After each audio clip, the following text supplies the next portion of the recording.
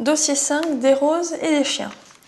Donc c'est l'histoire d'une patiente amenée par sa gouvernante parce qu'elle a une sorte de tête un peu bizarre et elle ne va plus très bien. Elle est tombée sur ses rosiers, elle a trébuché sur un chat, elle n'a pas voulu se faire soigner et elle n'arrive plus à ouvrir la bouche. Une espèce de ride méchante et elle fait peur à sa gouvernante. Bon, un diagnostic clinique du coup est suspecté. Quel est-il et comment allez-vous le confirmer? C'est la première question qui rapporte quand même 20% de la note finale, 21 points sur 100 de ce dossier. Donc le diagnostic à évoquer, qu'il ne faut pas rater ici, c'est celui de tétanos.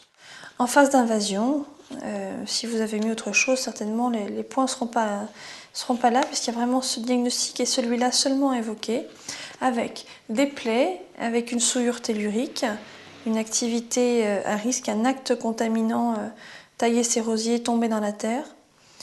Un sujet âgé, souvent cette population n'est pas à jour d'un point de vue vaccinal, en particulier contre les tétanos. Une période d'incubation compatible. Elle ne peut plus ouvrir la bouche, évocateur d'un trismus. Le faciès sardonique avec les rides accentuées, les lèvres serrées, les sourcils froncés. Et puis ces espèces de malaise, une fois qu'on a le reste de tableau, on peut se demander s'ils ne sont pas évocateurs d'une hypotension orthostatique et d'une dysautonomie. Tout ceci valait 7 points, un point par item au singulier. Comment confirmez-vous votre diagnostic? Eh bien en fait ce diagnostic il est clinique. C'est un statut vaccinal défectueux, un trismus, pas de fièvre et un faciès caractéristique. Donc tous les items que vous avez ici et donc le diagnostic est confirmé de manière clinique. Question numéro 2.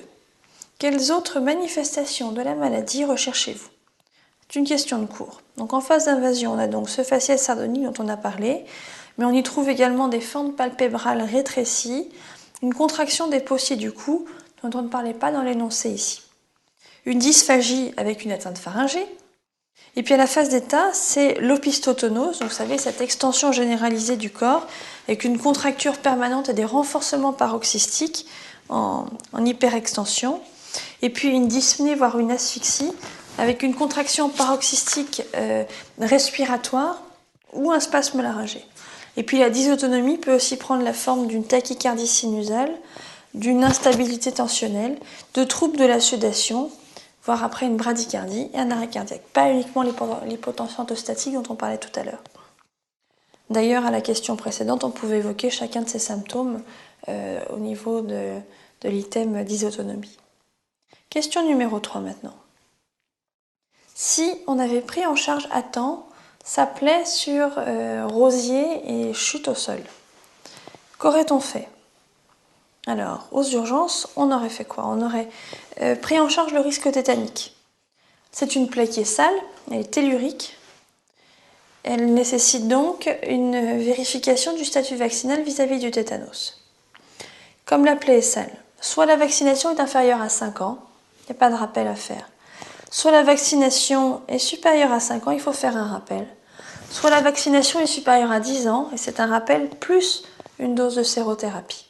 Si la vaccination n'a jamais été réalisée ou si elle a mal été réalisée, de la même manière, cette sérothérapie, c'est plus un rappel, c'est une première dose de vaccination.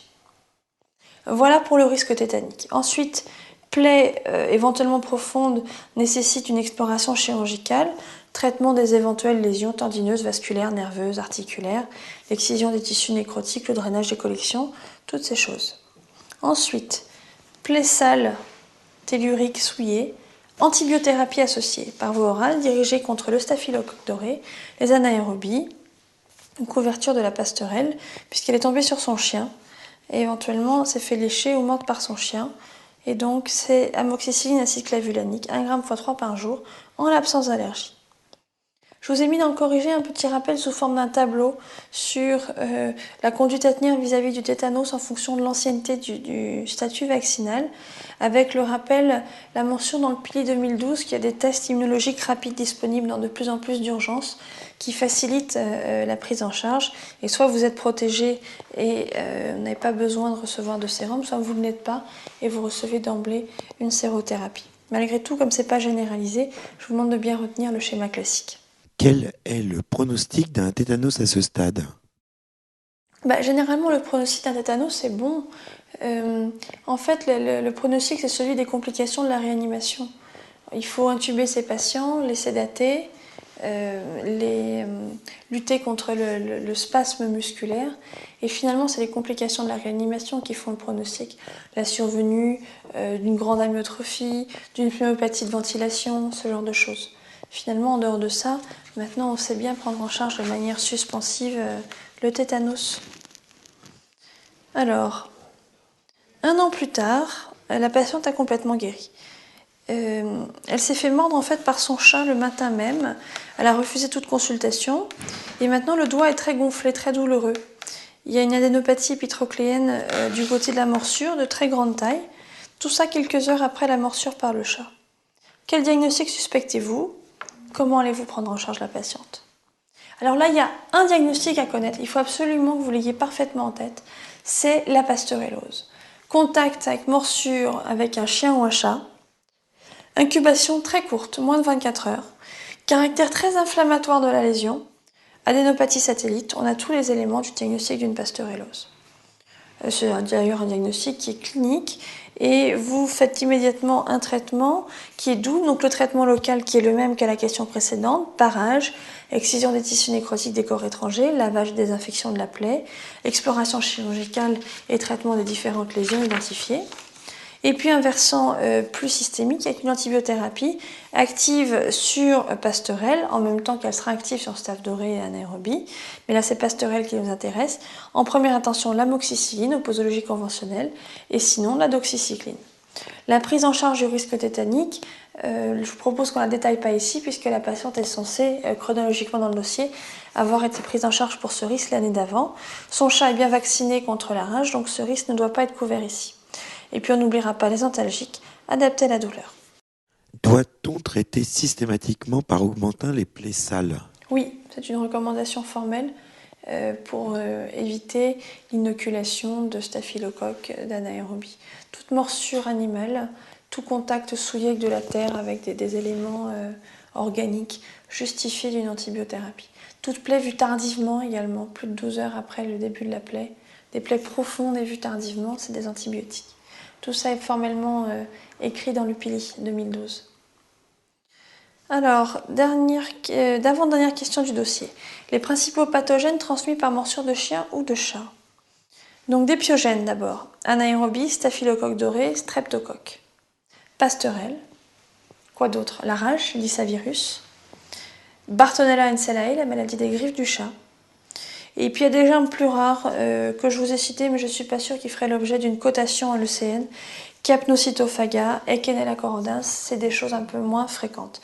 Mais vous ne devez pas oublier tous les autres, pyogènes, pasteurelle, la rage, Bartonelle. Et n'oubliez pas qu'une morsure en contact avec des éléments telluriques, il faut aussi tenir compte du risque d'inoculation, Clostridium tetani, le tétanos.